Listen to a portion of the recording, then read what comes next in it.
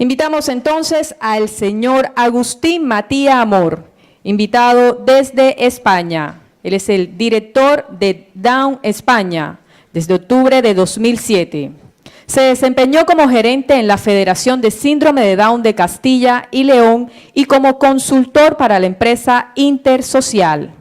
Ha ejercido 5 años como vocal en el Consejo Estatal de ONG de Acción Social y actualmente representa a Down España en el Comité Español de Representantes de Personas con Discapacidad, CERMI, en el área de cooperación y convergencia asociativa de envejecimiento activo. Es coordinador del Grupo de Trabajo de Atención Temprana de CERMI. Recibamos entonces con un fuerte aplauso al señor Agustín Matías.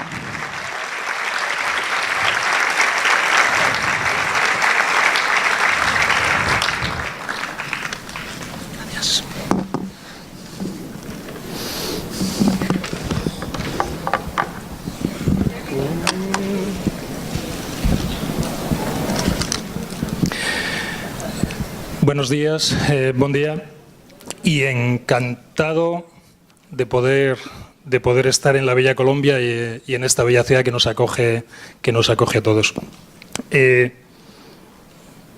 Según estábamos viendo este momento un poco de sentido patriótico nacional, estaba diciendo ¿en qué momento saldrá el balón de fútbol? Y efectivamente sale. Está claro que el fútbol debe ser de las cosas que más nos une a todos. Bueno, este año a los del Madrid menos, pero en fin, ¿qué le vamos a hacer? Esto es lo que hay. Bueno, vamos a ponernos un poco en sesión. ¿Cuál es la idea que había un poco para esta conferencia?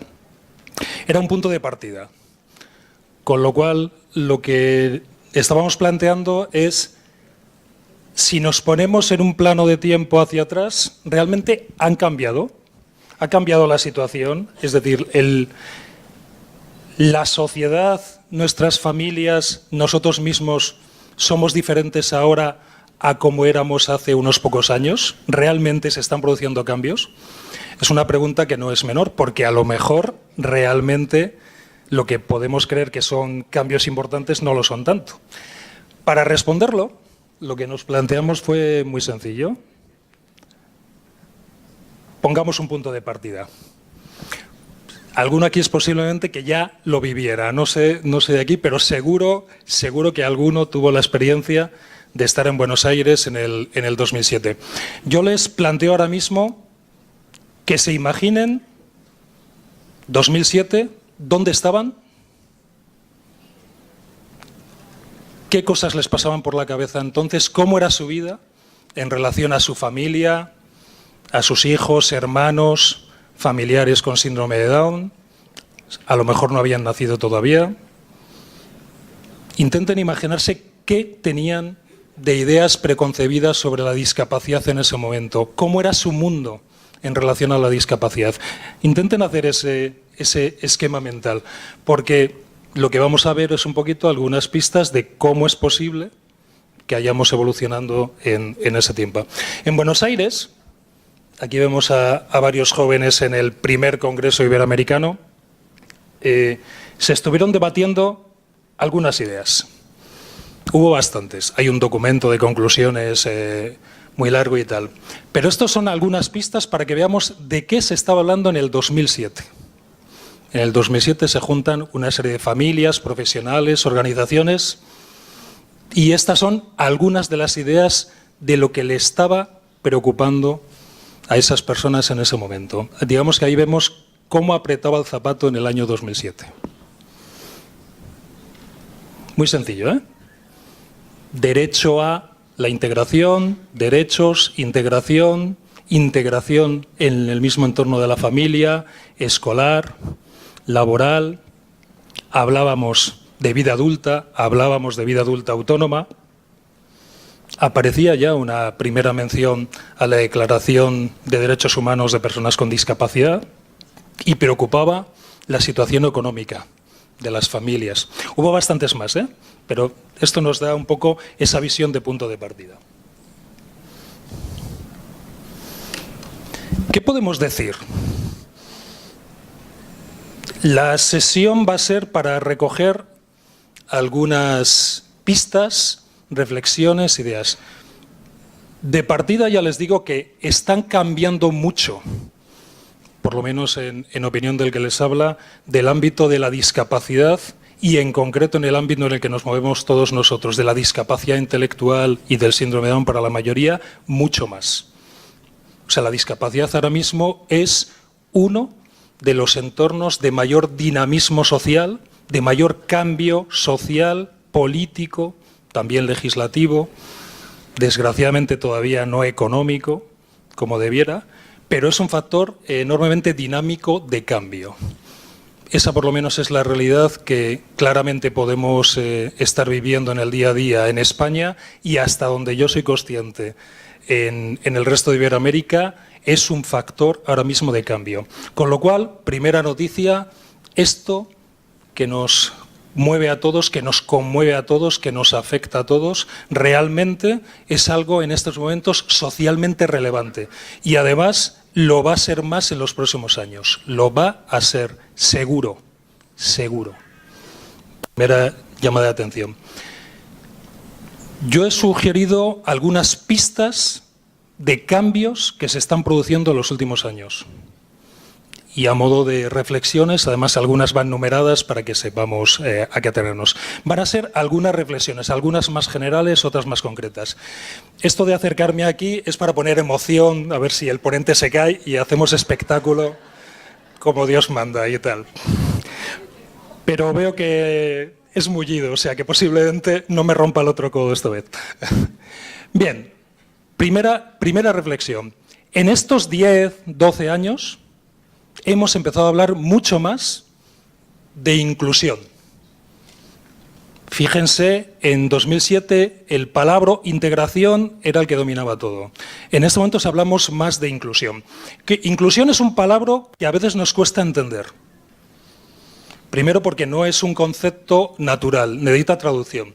Una traducción sencilla para nosotros podría ser, es un concepto poderoso, pero podría ser una traducción la siguiente. Se trata de que la sociedad sea incluyente. Esa es la idea de inclusión. Que la sociedad, el entorno, las organizaciones, todo tenga un factor incluyente. Esa es la idea general. ¿Por qué es importante el que estemos hablando de inclusión en todos estos años? No es un concepto menor. Bajo la idea de inclusión está lo que los expertos hablan del modelo social de la discapacidad. La visión, el modelo social de la discapacidad traducido para nosotros, básicamente, ¿qué quiere decir? Se parte de la idea de que cualquier persona con discapacidad, su proceso de adaptación, acoplamiento, encaje, vida ordinaria, en cualquier ámbito que le toque, no es su propia responsabilidad. Es sobre todo responsabilidad de la sociedad que debe cambiar para encajar, para adaptarse, para poder ser una sociedad que incluya. Es un concepto diferente, que cambia las mentalidades de todos los que estamos aquí. Todos estamos acostumbrados a pensar la discapacidad en términos de déficit, porque es lo evidente, y por lo tanto en términos de qué hacemos para superar esas limitaciones, ese déficit. El planteamiento de inclusión nos cambia totalmente el tercio. Nos dice, no, las personas son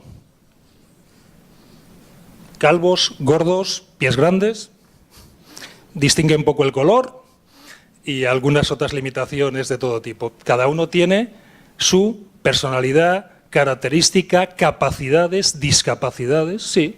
Claro, es que la discapacidad existe, no todo el mundo es igual ni tiene las mismas posibilidades o potencialidades. Pero el concepto que hay de fondo es muy claro, es un concepto importante, lo han escuchado muchas veces, pero hay que asumirlo, porque cambia todo. Y el concepto es, no es la persona donde está el factor de problema o de ajuste, es la sociedad. ¿Por qué es un concepto poderoso?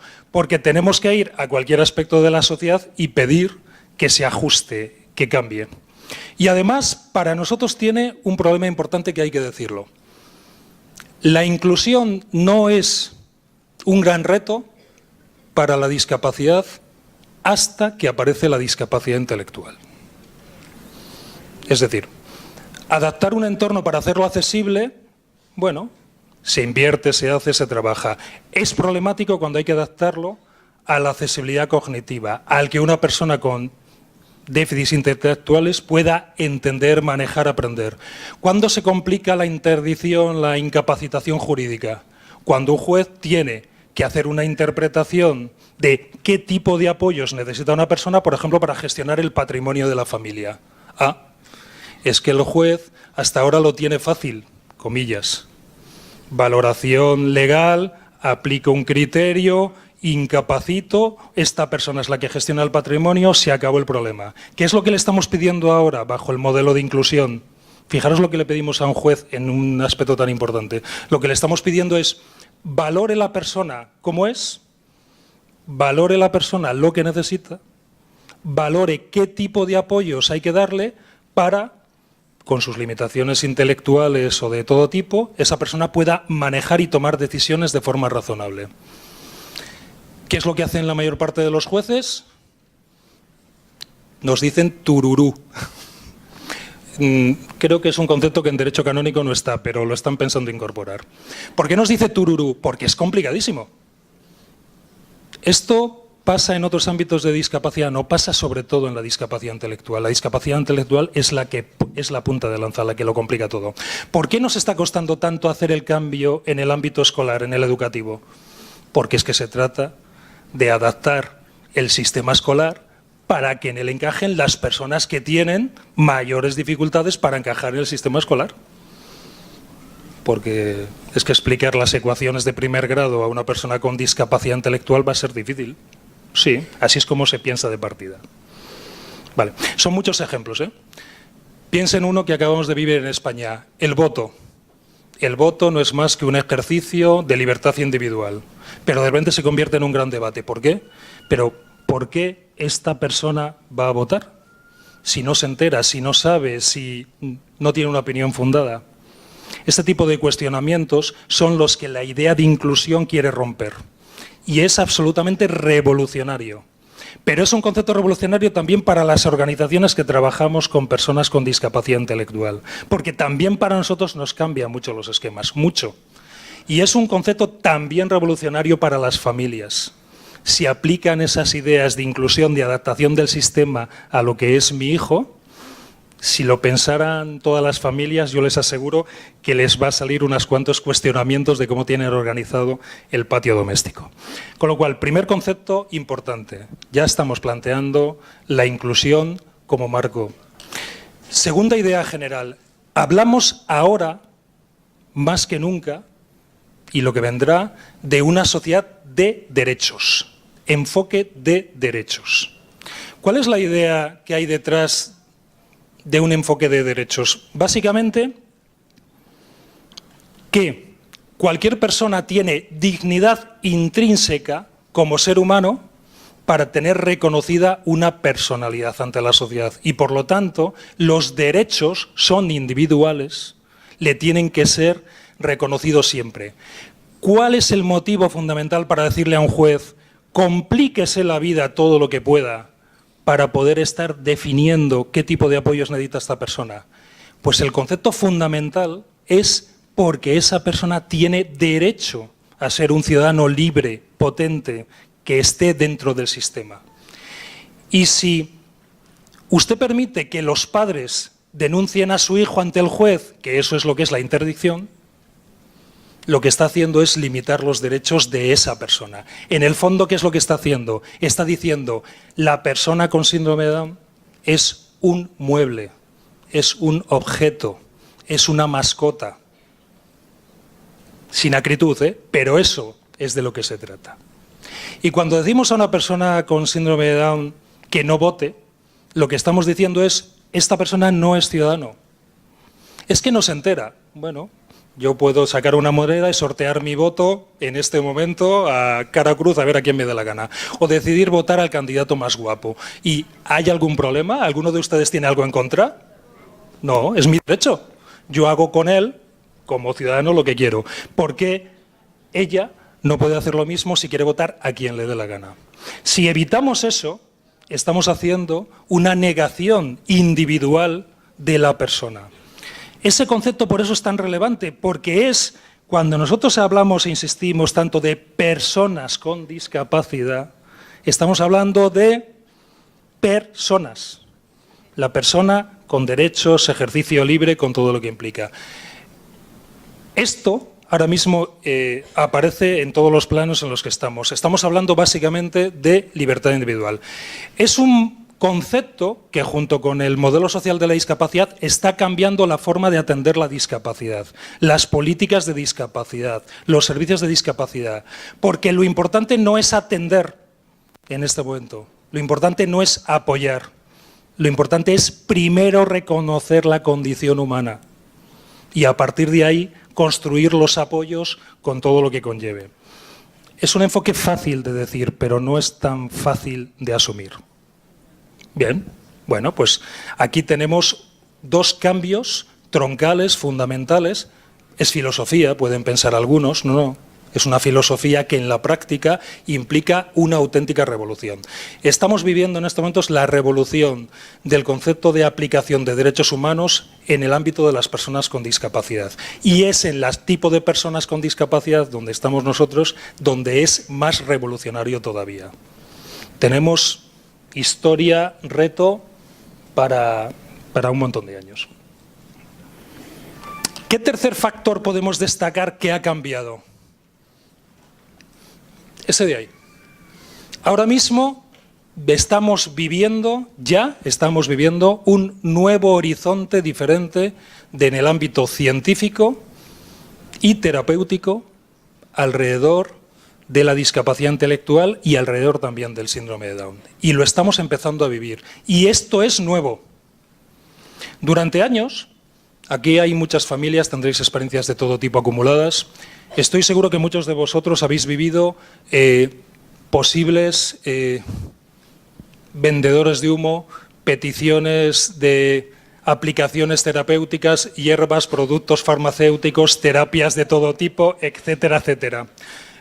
Ya no me meto si a alguien le dio por el vudú o le dio por el Doma en Filadelfia, que queda muy bonito como nombre, pero en fin, etcétera, etcétera, etcétera. Bien, hasta este momento, hasta hace muy poquitos años, y es ahora cuando está cambiando, en la mayor parte de discapacidad intelectual, y desde luego en el síndrome de Down sobre todo, este concepto era una estafa. Nadie podía decir, con criterio fundado, que el síndrome de Down se puede curar. Esta palabra es una falacia. El síndrome de Down no se cura. Oiga, 1 de cada 700, 680 aproximadamente concepciones siempre será una persona con síndrome de Down. Concepciones reales vienen a ser 1 cada 150.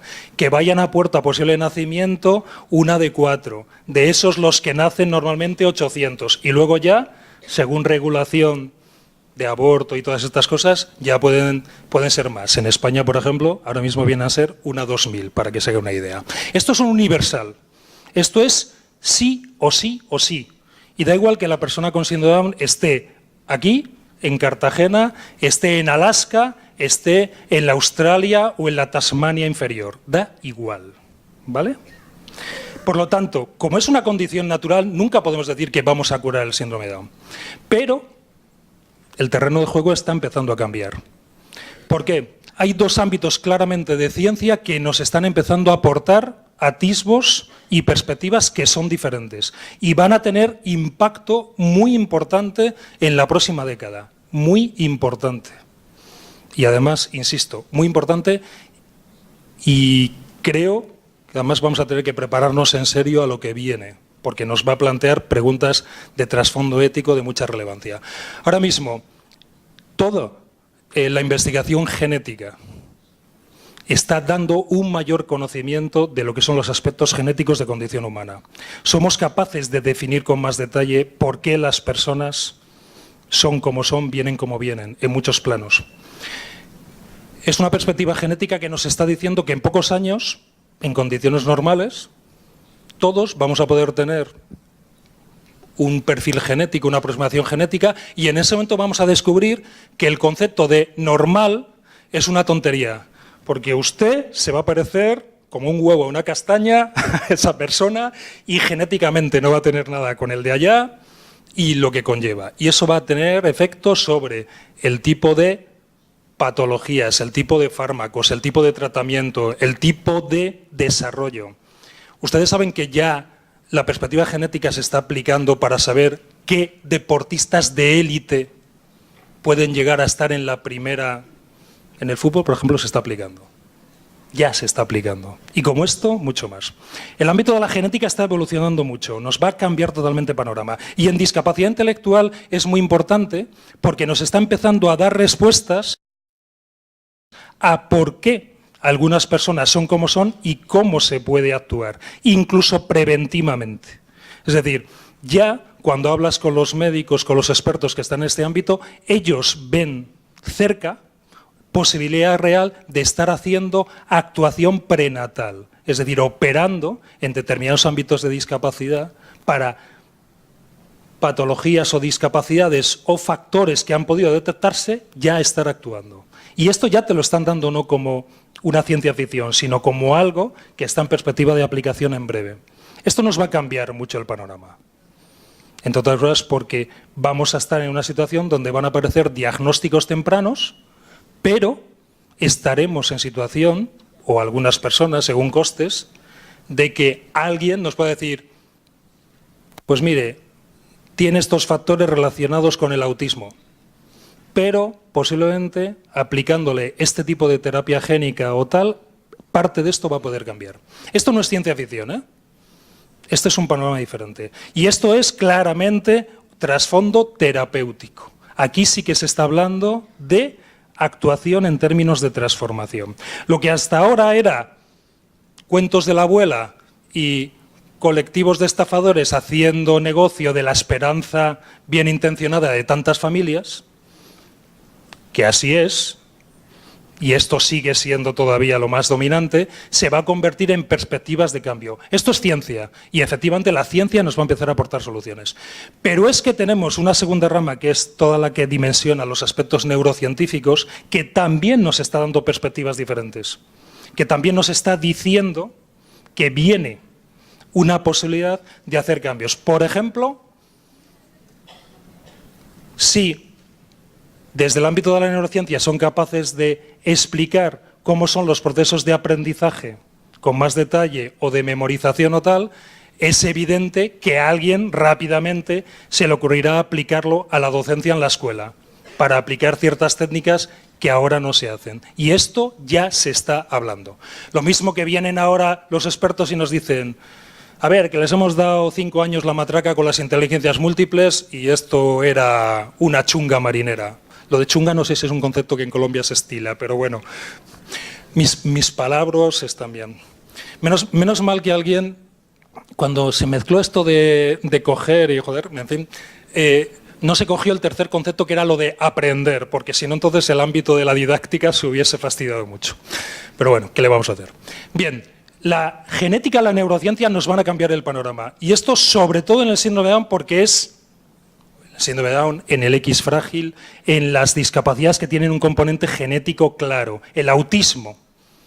El autismo tiene un montón de factores relacionados con dimensión genética, no los tienen claros, están hablando de 10, 12 genes principales en este momento, pues están hablando, hay gente que se atreve a decir hasta 50, 60, 70% de factores de causa genética. El autismo va a cambiar con este tipo de avances. Va a cambiar. Va a cambiar. Y menciono el autismo porque es discapacidad emergente. El síndrome de Down pertenece a otra división, pero el autismo es discapacidad emergente y su panorama va a cambiar. El ámbito científico va a ser diferente y nos plantea algunos dilemas éticos que son importantes. Solamente les planteo uno. ¿Estamos en condiciones de, si la ciencia nos permite mejorar a las personas con síndrome de Down, que la propia persona con síndrome de Down decida si quiere cambiar o no? ¿O que la familia que le apoya decida si quiere que cambie o no? Porque si yo le desarrollo cognitivo y su componente racional y emocional puede llegar a mejorar, como hay perspectivas que nos dicen que lo podremos estar consiguiendo, resulta que mi hijo, tan cariñoso él, tan cercano él, tan afectivo, va a empezar a tener no el cabezote habitual que todos conocemos ya. No solo eso. Es que va a empezar a tener su criterio. Y va a querer empezar a imponerlo. Y se va a parecer más a sus otros hermanos. Y me cago en la madre que le parió. ¿Ven cómo estamos hablando de cosas que sí nos afectan? Esto nos podemos hacer la caricatura, pero es que realmente este tipo de dilemas les vamos a tener en breve. Yo no sé cuál es en general la edad en el caso de las familias que estáis aquí, de vuestros hijos. Pero esto que os estoy planteando no es un panorama para más lejos de 10, 15, 20 años. Con lo cual, guste o no guste, esto viene. Bueno, pues habrá que prepararse, no pasa nada, a ver por dónde viene. Un elemento importante, y además está relacionado con este. A ver si esto funciona, que parece que... Ahí. Este es muy importante, porque además es un cambio de esto de paradigma que queda siempre muy bonito decirlo en las charlas, y alguien dice, ¿pero qué es esto? Bueno, cambio de concepto. Cuando pensamos en la discapacidad intelectual, ¿en qué pensamos la mayoría de los que estamos aquí? Estamos viendo la ballena. Esto es Moby Dick y la ballena es una persona con limitaciones intelectuales. Cuando pensáis en vuestros hijos y en lo que son capaces de hacer, ¿en qué pensáis? ¿En que van a ser más o menos talentosos intelectualmente? Es decir, ¿en que un día os van a llegar profundizando sobre la hermenéutica kantiana o haciendo alguna reflexión de ese tipo? ¿O que realmente van a tener una vida de carácter funcional, cercana, donde el fuerte que todos conocéis, que es un fuerte sobre todo emocional, va a seguir estando presente? En este momento, el avance de la ciencia nos está diciendo que en el caso del síndrome de Down, pero de otras discapacidades de ámbito cognitivo, sucede igual.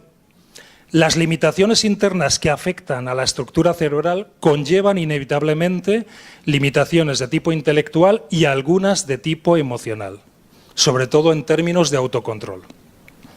Resulta que las posibles mejoras que pueden venir en próximos años pueden incidir mejorando, por ejemplo, esos aspectos de autocontrol emocional. Primer punto. Segundo, cuando pensamos en una persona con síndrome de Down en términos de un joven adulto integrado en su comunidad, ¿qué idea se nos viene a la cabeza? Que sea productivo, que trabaje, que tenga un entorno de relación, de comunidad, que tenga relaciones humanas, evidentemente un mundo afectivo que se desarrolle, es decir, y un entorno de comunicación normal. Bien. Sabemos que, por ejemplo, en el síndrome de Down este es el elemento más importante. Es donde ellos realmente son talentosos. La discapacidad intelectual está, pero el ámbito emocional es un punto fuerte. Lo sabemos porque lo vemos en casa todo el santo día, nos lo dicen los estudios y tal. ¿Y qué hemos estado haciendo durante años? ¡Ay, madre!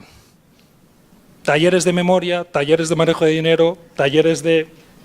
Es decir, lo cognitivo, lo intelectual, lo cognitivo y sigue y tal. Y yo, si fuese un joven con síndrome de Down con 30 y tantos años y pudiera decirlo, diría, iros a la... porque estoy harto, ¿vale? Y a mí lo que me apetece es irme de copas con mis colegas y me gustaría además tener sexo. Me da igual, iba a decir, con persona, mueble o animal, pero quiero tener un poco de vida. ¿Vale? Es decir, lo que nos estarían ellos diciendo, algunos ya nos lo dicen, es el elemento emocional, el que es funcional. Cuando vemos a las personas con síndrome de Down con discapacidad intelectual en el trabajo y vemos que tienen un problema, fracasan o no se adaptan al puesto, cuando analizamos por qué, ¿qué encontramos siempre? Son los factores emocionales, los problemas de autocontrol, de querer lanzarse al compañero y enamorarse de él porque no encuentran el equilibrio adecuado, etcétera, etcétera. Esos factores no son cognitivos. ¿A alguien le importa que alguien no sepa hacer ecuaciones de primer grado? Por favor. ¿Cuántos de aquí saben hacer una raíz cuadrada? Yo por lo menos tengo claro que ya no me acuerdo, ¿vale?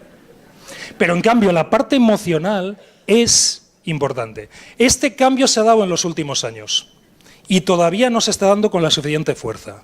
Es decir, nos está dando un mensaje. La vida real necesita sobre todo un componente relacional y emocional potente. ¿Por qué entonces no estamos incidiendo por ahí? Sun Tzu en El arte de la guerra dice, hazte fuerte en lo fuerte. Nos tenemos que hacer fuerte en los elementos emocionales, porque son los más relevantes. En todo, ¿eh? Estoy hablando de los apoyos, de los servicios y programas de las organizaciones, pero estoy hablando del trabajo en casa y del entorno de relación. Entonces, claro que hay que trabajar sobre la memoria, porque la memoria tiene elementos vulnerables, débiles, pero hay que trabajar sobre el elemento emocional. Es un punto fuerte. Bueno, esto lo hemos aprendido en estos últimos años. Ahora, es verdad que todavía no le hemos sacado jugo al asunto. Bien. ¿Qué más? Ah, llegó. ¿Qué sabemos en este momento de los últimos años? ¿Qué estamos viviendo? Es la educación la madre del cordero. Es decir, es la modificación del sistema educativo escolar donde estamos teniendo y vamos a tener, me temo que durante muchos años, el problema. Y es un problema serio. Los países que están haciendo poco a poco cambios en el tema jurídico, capacidad de obrar y tal, os puedo asegurar que no hay manifestaciones en la calle de familias. Y habrá unos poquitos que digan, pues esto nos afecta. Y la mayoría pone cara sencillamente de preguntar, ¿y esto por qué nos afecta? Bueno, os lo he explicado antes. Si ponemos un debate con el derecho al voto, pues vale, es importante, pero mira, con el voto no se come. Entonces, bueno, pues que voten mejor, pero vale. Pero cuando se trata de plantear, hay que hacer que el sistema escolar sea inclusivo, es decir, que la persona nace, llega a la puerta de colegio, escuela, da igual en qué momento de su vida, y según es esa persona, hay que atenderle educativamente. De eso es de lo que hablamos cuando hablamos del sistema escolar, del sistema educativo inclusivo. ¿Y qué es lo que nos estamos encontrando? ¿Cómo era aquello de los jueces? Tururú, ¿no? Bueno, pues aquí póngale doble tururú, ¿vale? ¿Y por qué? ¿Es que hay mala voluntad por parte de los agentes educativos? Bueno, voy a ser generoso, voy a decir no, vale. Se ha entendido, ¿no? Es que hay mala voluntad por parte de los agentes políticos que tienen que hacer el cambio, meter los recursos, cambiar el diseño de políticas. Voy a ser doblemente generoso y suponer que no, ¿vale? No, es que estamos hablando de que el sistema escolar es la clave porque todos pasamos por el sistema educativo, a todos nos afecta, todos tenemos opinión, todos hemos tenido experiencia educativa, todos vemos esa experiencia educativa en nuestros hijos. Por lo tanto, las resistencias del sistema son enormes. Y cuando hablo del sistema, no estoy hablando, con perdón, de profesores, colegios o educadores. Estoy hablando de profesionales, familias y de las propias personas con síndrome de Down. Porque que el sistema educativo sea inclusivo quiere decir que hay que adaptarse al sistema y por lo tanto sufrirlo tal cual está y lucharlo. Y no va a ser una lucha sencilla. Una modificación, una reforma del sistema educativo va a llevar años, va a llevar décadas. Hay que transformar los agentes, meter formación, cambiar el esquema de la escuela. La gente que lo está trabajando, y aquí vamos a tener varias sesiones muy importantes, nos van a estar hablando de eso, de lo complejo del reto que hay por delante.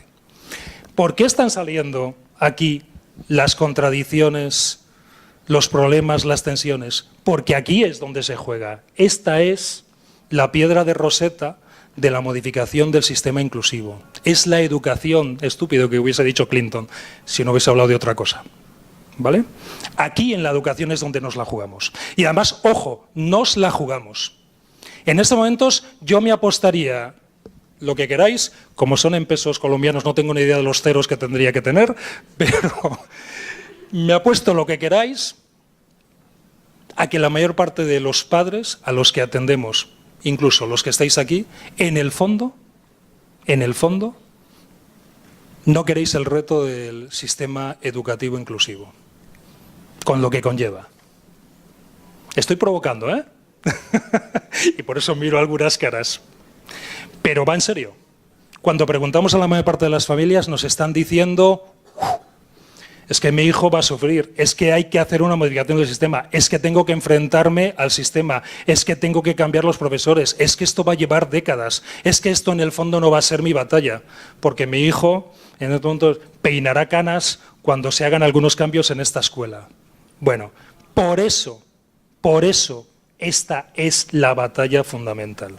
Por eso cuando estamos hablando de educación...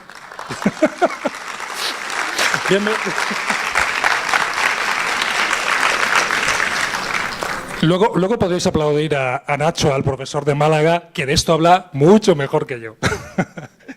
Pero realmente aquí es donde está el corazón del cambio del sistema, aquí. Y esto es nuevo en los últimos años.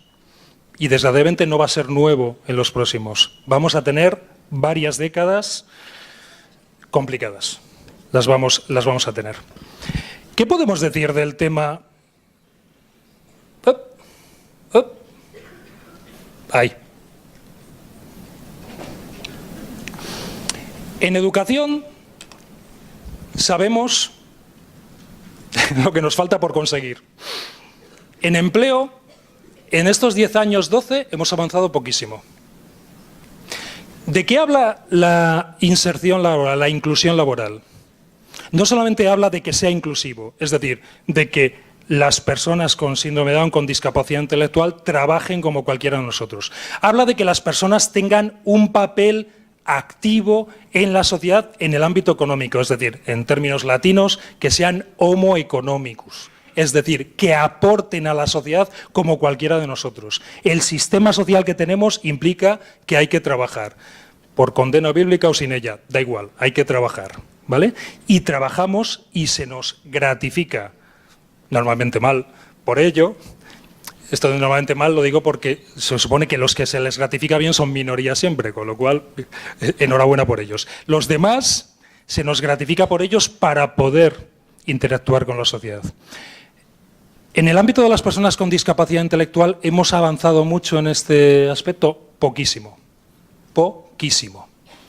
Y además, sinceramente, nos preocupa mucho el que muchas de las familias no están dispuestas a aceptar los retos que conlleva el que sus hijos trabajen.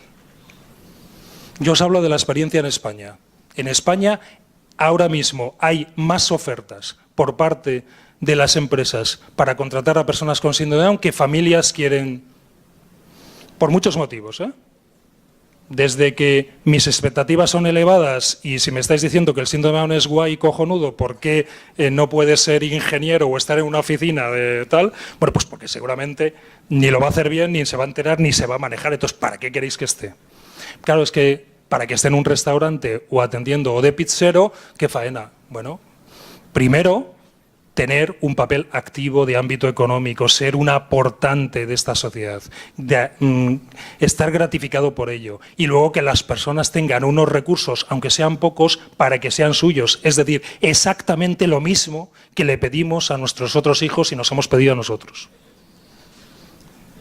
Sinceramente, ahora mismo el mayor problema no le tenemos en las empresas, no le tenemos en la regulación económica, que también lo hay, nos faltarán leyes de apoyo. El mayor problema puede que le tengamos nosotros. Y lo lógico es que cualquier persona con discapacidad intelectual de forma razonable trabaje. Lo que no es lógico es que haya una persona con síndrome de Down con 20 y tantos años que no trabaje. Eso no es lógico. Por lo tanto, si se está produciendo, tenemos un problema. Las cosas claras y el chocolate espeso, que decía mi abuelo. ¿Vale? Aquí hemos avanzado muy poco. ¿Qué más podemos decir de estos años? Una reflexión en general. Estos últimos años hemos aprendido alguna cosa sobre este proceso de cambio en el que estamos, en el que están nuestras organizaciones. ¿Quiénes son realmente los protagonistas? 2.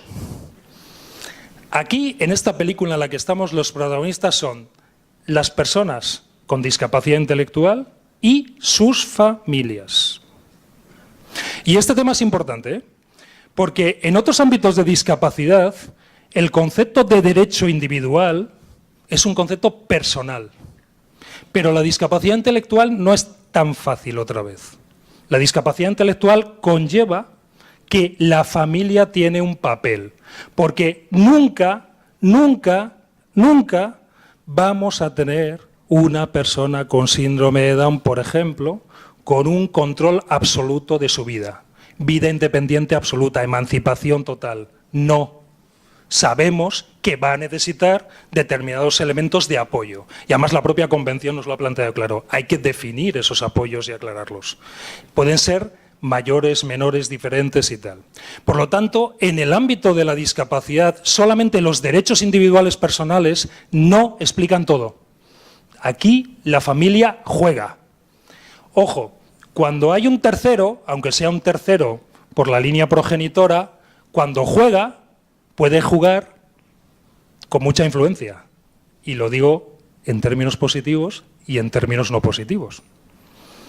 Pero este punto es importante. El protagonismo aquí está en manos de las personas con discapacidad intelectual y sus familias. Eso es lo que dirige todo. Todo. Con lo cual, la pregunta siguiente sería, y entonces el resto de personas que estamos alrededor, aquí me incluyo en mi caso, ¿qué papel tenemos? Aquí estaréis unos cuantos profesionales y además con mucha implicación, relación, evidentemente, con personas con discapacidad, con familias. ¿Cuál es nuestro papel? Pues estaba claro. A ver, La Guerra de las Galaxias, por favor. Película extraña, ya sé que es tipo indie, lo conoceréis 4, pero bueno, vamos a hacer un esfuerzo. En La Guerra de las Galaxias, ¿quién es el protagonista? Está claro, es Luke Skywalker. Él es el que se da de morros, se estrella, se pega con unos con otros, sufre mucho, en fin, tiene una adolescencia complicada, ¿vale? ¿Qué hacen Yoda y Obi-Wan Kenobi? Son el apoyo. ¿Quién es el héroe de la película, el protagonista? No es Luke. Pero Luke es con Obi-Wan y Yoda. Si no, no llegaría a donde llega. ¿Qué es lo que hace el apoyo? ¿Qué es lo que hacen los profesionales, las organizaciones de apoyo? Dan guía. No son los protagonistas. No son los protagonistas. Dan guía. Y en esa guía que dan la orientación, la referencia, dan plan de trabajo, dan orientaciones, explican lo que hay que hacer para conseguir resultados. Es decir, Yoda no llegó y dijo, existe la fuerza, tú tienes que luchar contra ella, anda y que te den y que te vaya bien. No. Le dijo, a currar, ponte en forma física, aprende a controlarte, tienes que actuar así, haz este tipo de pautas de trabajo, ¿vale? ¿Veis la diferencia? Bueno, pues la película que nosotros protagonizamos en nuestras vidas tiene exactamente esas claves. El protagonismo, los héroes de esa película, están donde están. Pero las organizaciones, los profesionales, tienen un papel. Pero es un papel no menor, pero es un papel diferente. Y es un papel de guía, orientación y ayuda a la planificación. Y nuestras organizaciones tienen que tener eso. Y nuestras organizaciones tienen que tener claro eso. Y si yo quiero que las familias luchen por la inclusión educativa, tengo que aportarles una visión, una orientación y un plan de trabajo. No tengo que decirles, la inclusión es fabulosa y además es la Convención de Derechos Humanos y qué bien nos ponemos todos y ahora pégate tú con el colegio y a ver cómo sacas a tu hijo adelante. No, no, porque para eso no hubiésemos hecho las asociaciones y las organizaciones que hemos hecho. Vale, este ajuste le estamos aprendiendo a trabajar estos últimos años. Y además, el reto de la Convención, con todo lo que conlleva, nos está planteando retos de cómo encontrar ese papel adecuado. Entonces, hay que ubicarlo bien. Y, ojo, el papel de profesionales, de apoyo, de organizaciones, no es un papel menor. Es un papel relevante. Y además, en síndrome de Down, en discapacidad intelectual, en general podemos estar muy orgullosos de lo que ya hemos construido. Hay mucho más que construir, ¿eh? ¿Dónde es donde ahora mismo aquí nos aprieta el zapato? Bien, el que crea, esta foto es una preciosidad de nubes lenticulares en el monte Fuji de Japón, muy bonito.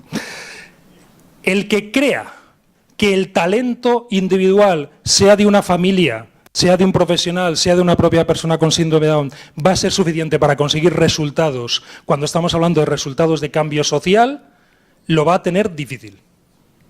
Con eso no hacemos el cambio. El cambio va a requerir una mentalidad colaborativa, de participación, de buscar cómplices, de generar redes. Por ejemplo, el síndrome de Down tiene un problema en ámbito iberoamericano. Y mira que esto, aparte de las organizaciones de aquí de Colombia, tiene además la marca de FIA-Down detrás. Pero tenemos un problema. Y tenemos un problema, y es que la vertebración asociativa que tiene que permitir aglutinar ideas, reflexiones, orientaciones de cambio, es débil, es demasiado débil. Este congreso es una buena noticia que haya juntado como mínimo a 2 organizaciones de Colombia para ponerse de acuerdo para colaborar. Es una buena noticia, pero es una mala noticia, porque en vez de 2 tendrían que haber sido, poned el número que queráis, ¿vale? Y de eso se trata, ¿eh? México, el país del tequila y de muchas cosas más, pero por ejemplo en el síndrome de Down es el ejército de Pancho Villa, literal, y con perdón para los que estén de México.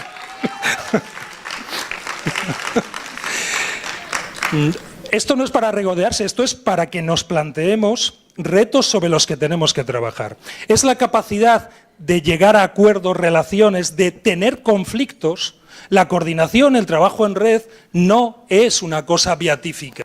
No, no lo va a ser. No va a ser una cosa simple. O sea, todo el mundo, y aquí estáis muchísimos héroes de vuestras organizaciones, sabéis los quebraderos de cabeza que lleva a estar en una organización implicado con ella. Y la cantidad de días que uno se lleva problemas a la cabeza, a casa, a la cama y tal. Vale, bueno, pues esto es la vida social asociativa. Y enfrentarse a ese tipo de cosas es la que llena mucho personalmente, cambia personalmente, pero sobre todo cambia la sociedad. Si nosotros queremos que los 2 primeros puntos, que son un enfoque de cambio total de la sociedad, se afecten en términos del conjunto de familias alrededor de la discapacidad intelectual, esto solo se puede hacer colectivamente. Solo se puede hacer colectivamente. Es decir, aquí el Gary Cooper que esté solo ante el peligro, pues encantado, pues ala, vete a la guerra y fallece en la primera línea de infantería. Vale, con eso no vamos a cambiar. Tenemos ahora mismo pocas entidades que aglutinen las organizaciones, pocas, y es un problema. En Colombia, el objetivo claro tendría que ser que haya en algún momento un Down Colombia, así de claro, y que ponga de acuerdo a las organizaciones para decir, tenemos a unos, no sé cuál sería el palabra, unos pendejos, diría en otro sitio, aquí no sé si se les llamaría así. Es decir, tenemos a responsables políticos a los que hay que introducirles la idea de que otro mundo es posible y de que, en fin, la convención no es un documento teórico, sino que puede ser una fuerza motriz que cambie, etcétera, etcétera. Esto por si alguno me está escuchando por ser suave, ¿eh? ¿Vale? No quiero provocar, no sea que me echen antes de tiempo del país. Ese tipo de cambios que queremos no los vamos a hacer si no es con una fuerza agrupada. Y importante, esto no es un problema, por ejemplo, en términos de identidad. Hay ciertas organizaciones que están teniendo un debate sobre hasta qué punto una identidad fuerte, por ejemplo, en el caso del síndrome de Down, que es muy marcada, en términos de organizaciones, es incompatible con esa idea de colaboración. No, no lo es, si no es un problema. Las personas necesitamos elementos de identidad, de referencia. Yo soy del Colo-Colo de Chile porque no soy del que sea, ¿vale? Es decir, hay elementos de identidad. Las familias de personas con síndrome de Down, con autismo, con Asperger y tal, necesitan factores de encuentro, necesitan una realidad más o menos homogénea. Y eso no impide el que luego colaboren, generen una red que sale de ellos mismos, que sale incluso de la discapacidad. Vale. Esto, ahora mismo, tenemos la visión de que hay que cambiarlo y todavía no tenemos muy claro cómo, pero es un reto que lo tenemos pendiente. Y además me consta que en algunos momentos lo vamos a estar hablando con detalle. Otro factor. ¿Cómo vamos de tiempo? ¿Cómo vamos? Perfecto. Vale, pues como se ha fastidiado la pantalla, pues...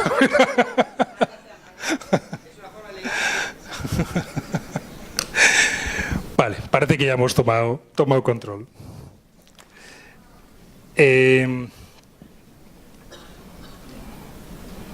Hay una persona sabia que además está en esta sala con nosotros que tiene una frase que a mí tiene toda la razón del mundo, la he escuchado muchas veces, y dice algo así como que nadie sabe más que todos juntos.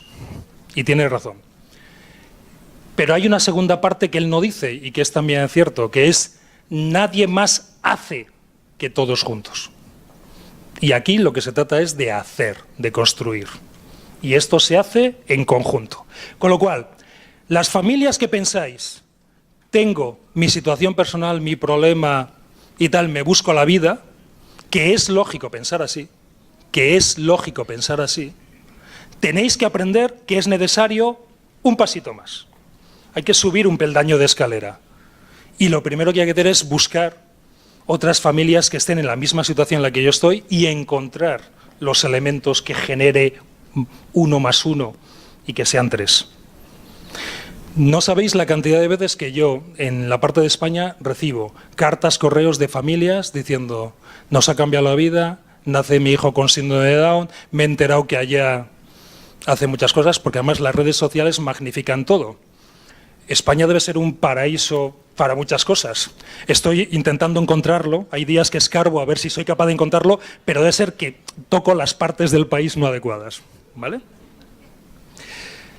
Esas familias están respondiendo a necesidad personal de búsqueda. Tengo un problema, tengo que solucionar, lógico. ¿Cuál es la respuesta que intentamos darles? Lo primero de todo es genere la solución en su propio entorno. Busque las familias de su propio entorno. Cree.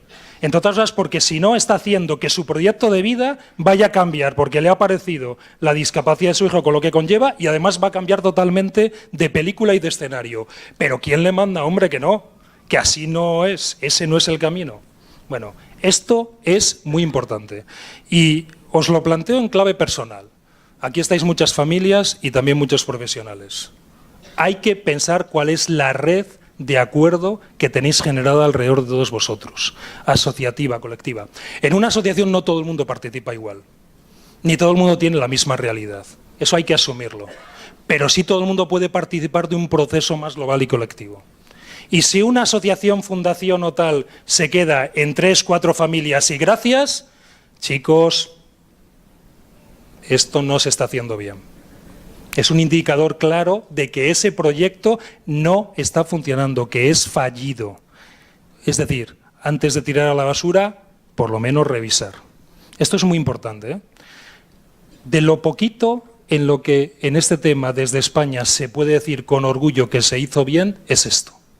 Por muchas razones, algunas de ellas más allá de la propia realidad de las familias, en España se ha generado un proyecto de vertebración entre familias, asociaciones bastante potente, que es lo que permite unos puntos de base de partida muy importantes. Y además es para estar orgulloso. Aquí sí que, por ejemplo, se puede hablar, decir, oye, aquí en las familias han hecho un trabajo muy potente. Habría que conseguir extender ese tipo de experiencia, ¿eh? En este caso es bastante relevante. Bien, estamos hablando de algo que también ha cambiado en estos últimos años. Recordad lo que era la primera diapositiva de la parte de Buenos Aires, se hablaba de autonomía. Pero ¿cuál es el concepto que había detrás de esa idea de autonomía? Hay que hacer que nuestros hijos se manejen mejor, sean más desenvueltos, hay que darles los apoyos. En el fondo era un concepto que estaba basado en la idea de adiestramiento. Hay que adiestrar habilidades en términos de autonomía, hay que hacer que sean más funcionales. Ahora ya estamos hablando de algo complementando, es otra capa de la cebolla, pero mucho más amplio. Ahora lo que estamos hablando es que ellos sean los que marquen el campo de juego que quieren jugar. es decir, que controlen su vida. La leche. A ver, o sea, queremos cómo tenemos a mi joven adolescente en casa que ahora lo que le apetece es X, porque, por ejemplo, quiere conducir el carro, y a ver cómo eso se lleva a buen puerto en términos lógicos, funcionales, de responsabilidad y tal. Bueno, pues se trata de eso. Este concepto ahora mismo es el más retador para las familias que tenéis por delante. Hay un documento que es teórico, pero que yo recomiendo, sobre todo a los profesionales, que leáis, porque es de órdago, que es el documento de observaciones número 7 de Naciones Unidas. Naciones Unidas, con la Convención, saca unos documentos explicativos. ¿Cómo hay que interpretar la educación inclusiva? Pues así, así, así. ¿Cómo hay que interpretar la participación de las personas con discapacidad en primera persona? Así, así, así. Como le leáis, yo os reto a que penséis donde estemos, pensad en nuestras organizaciones, en las decisiones que tomamos, pensad en vuestra familia, las decisiones que tomáis, y ya veréis cómo hay un documento que os está diciendo tenemos que hacerlo diferente. Tenemos aquí trabajo para mucho tiempo. Y es un concepto diferente, ¿eh? Y está relacionado con lo anterior. Es decir, yo quiero controlar mi vida. Yo quiero definir cuál es el tipo de trabajo que quiero hacer, el tipo de viajes que quiero hacer. ¿Qué es eso de que yo quiero ir con mis colegas de viaje y mi familia impone su criterio y no me deja? Pero bueno, pero qué barbaridad. Pero es que ¿a alguno de vosotros cuando os nació el hijo en el hospital os dijeron enhorabuena, ha tenido usted una mascota? ¿De verdad? Es que hay cosas que no se pueden hacer. O sea, la sobreprotección y el cariño mal orientado es cáustico. Lo siento, pero es así. Es decir, oye, que nuestros hijos, nosotros somos los que les traemos al mundo y les ponemos en situación de juego, pero no son nuestros. No son nuestros. Vuestros hijos con síndrome de Down no son vuestros. O no son solo vuestros. Espera, esto tiene otras derivaciones, pero no me voy a meter por ahí. ¿Vale? A ver, esto hay que cambiarlo de enfoque. Hay que ver de forma diferente las posibilidades de vuestros hijos con síndrome de Down, de lo que ellos pueden decidir, actuar y tal. Todos tenemos la experiencia de cuando hemos visto a jóvenes con síndrome de Down hablando ellos en primera persona diciendo lo veo así, quiero así, el impacto que tiene, pero el impacto que tiene para nosotros. Porque es como que les escuchamos por primera vez. Caray, es que lo que nos está diciendo es que estoy coartando su vida sexual. Es que, ¿quién me manda a haber decidido yo que había que hacer una esterilización a mi hija por lo que pueda pasar? La he preguntado a mi hija, he hablado con ella, he conseguido que sea una decisión en la medida posible asumida por ella. Ah, qué complicado es esto. Bien. ¿Quién dijo que esto era sencillo? No creo que a nadie os dijeran o nos dijeran que esto iba a ser sencillo. No. Pero esto es. Es la diferencia entre tratar a una persona con discapacidad intelectual en el fondo como un mueble, como alguien protegido, como alguien sometido. Es decir, ¿de qué me sirve darle derechos civiles? ¿De qué me sirve darle capacidad jurídica si luego no le voy a permitir que valore, que decida y tal? Con los apoyos que necesite, con lo que necesite para que funcione. Esta parte es importante y es sobre todo del patio doméstico. Me quedan 5 minutos. 2 ideas muy claras. Una, el síndrome de Down, y esto es en concreto muy del síndrome de Down, se ha convertido en una imagen poderosa de la discapacidad. La discapacidad ahora mismo, en términos visuales, es silla de ruedas, un ciego, una persona con síndrome de Down. Y a lo mejor en unos años veremos a una persona con autismo si somos capaces de difuminarlo, ¿vale? Esto es una responsabilidad muy importante, pero también la estamos con riesgo, a veces utilizando peligrosamente. Peligrosamente. El ámbito de las redes sociales, la comunicación pública, ahora mismo es una fuente de disparates, de protagonismos. Con perdón y con todo el cariño del mundo, no quiero provocar, pero sí ser directo, que es la marca de mi familia castellana. Estamos de las madres, sobre todo, aquí son las madres, del artista hasta es que como mi hijo, no quiero llamarle especial, porque al fin y al cabo es que no es especial y tal, pero mira, hace esto, que bien canta y tal, y lo pongo en redes sociales, lo hago que circule y tal, y qué contento. Oiga, pero ¿qué forma de dar anormalidad a lo que tendría que ser un proceso normal? La pregunta que quiero hacer a todas esas madres, padres, familias es, ¿haces eso con tus otros hijos? O sea, de verdad, el día que consiguieron aprobar el carnet de conducir del carro, le sacaste en redes sociales diciendo ¡qué cojonudo es mi hijo! No. Entonces, ¿por qué lo hacemos con la persona con síndrome de Down? ¿Dónde está ese punto de equilibrio? Es peligroso, ¿eh? Porque se nos está yendo la olla. Con perdón. Y se nos está yendo.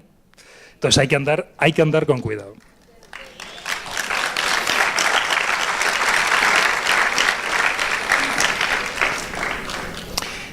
Del concepto de toma de conciencia, solamente una idea. Es un concepto que viene en la Convención, es más importante de lo que parece, porque quiere decir que la sociedad asume la discapacidad y la persona con discapacidad asume su discapacidad, es decir, toma conciencia de ella. Es un concepto para nosotros importante porque no negamos la discapacidad. La cantidad de gente que está inventándose palabras para no llamar a las cosas por el nombre, al final esto es un camino que va poco aparte. A ver, la discapacidad existe, conlleva unas reglas del juego, unas limitaciones, hay unos déficits. No es un problema, es la condición humana, todos somos diferentes. ¿Qué problema hay que eso se dé? Pero ahí hay que trabajarlo. Dos ideas y por mí ya termino, que es el tiempo que hay disponible, pero son importantes. Uno, en estos años estamos descubriendo dónde está el gran problema alrededor de la discapacidad y sobre todo de la discapacidad intelectual. Y en el síndrome de Down, evidentemente, también. Y es conseguir una sociedad que asuma la diversidad que va alrededor de la condición humana y las limitaciones que conlleva. No es fácil. Cuando todos pensamos en términos de una discapacidad intelectual, es casi inevitable, nosotros mismos estoy hablando, que pensemos, ¿realmente esta vida tiene sentido? Y os hago la pregunta al revés. Plantearos la siguiente contestación y os la quedáis para vosotros. ¿Os imagináis vosotros si fuerais una persona con síndrome de Down? ¿Seríais felices? ¿Vuestra vida tendría sentido? ¿Querríais esa vida? Bueno, la respuesta que poco a poco vayamos dando a esta pregunta es la que nos marca la idea de una sociedad que va entendiendo lo que es la diferencia de la condición humana, que hay gente muy diferente, con peajes diferentes, con situaciones diferentes. Por eso es una gran pregunta, porque conlleva una forma de entender la sociedad con todo lo que conlleva de diferencia y luego actuar en consecuencia. Este es el gran problema.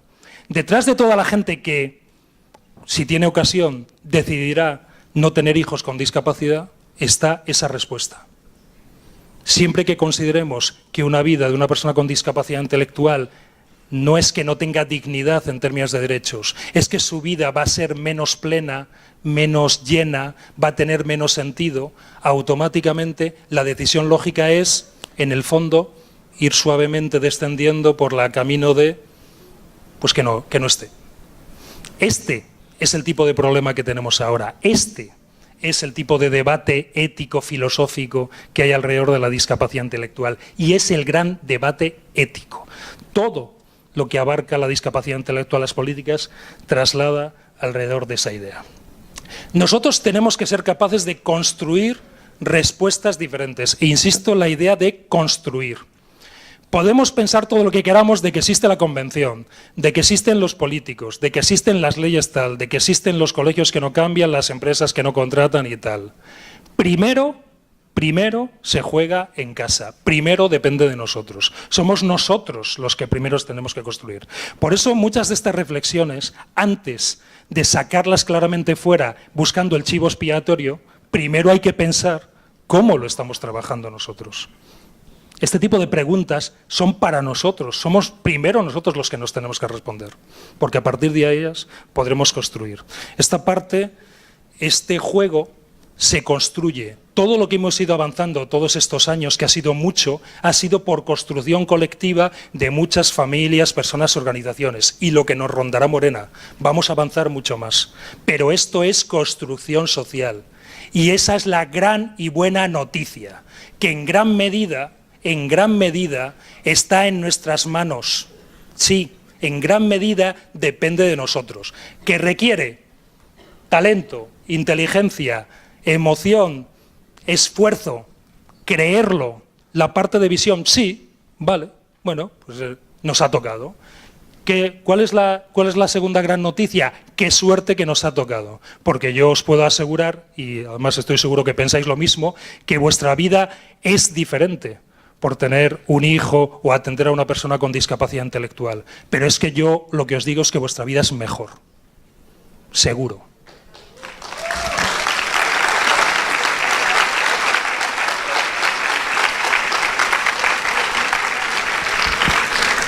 Vale. Me quedan 0 minutos, pues entonces 0 minutos, bueno, esto es una singularidad matemática, pero no hay tiempo para explicarla. Solamente 2 pistillas de 15 segundos. ¿Sabéis de quién es esa frase?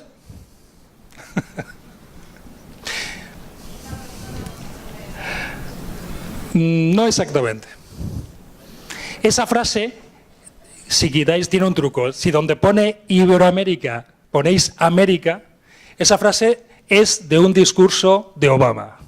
Cuando se presentó a las primarias en New Hampshire, que las perdió, por cierto, esto estaba en su discurso. Es un discurso de fe, de que es posible hacer el cambio. Lo es.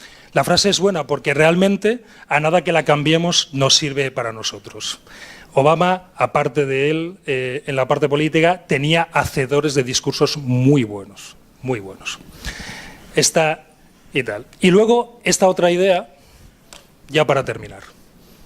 Víctor Hugo nos dice, querer es una cosa, pero cuando hay una idea de cambio y le llega el tiempo, es una idea de transformación. Yo os puedo asegurar que gran parte de lo que estamos viendo venir ahora mismo es un proceso de transformación, de cambio.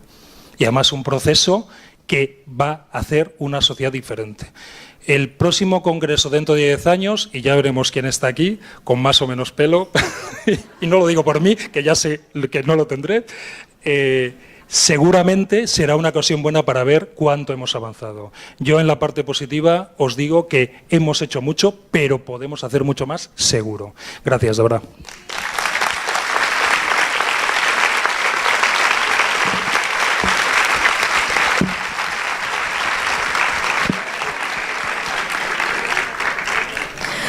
Muchísimas gracias al señor Matías por su intervención. A continuación.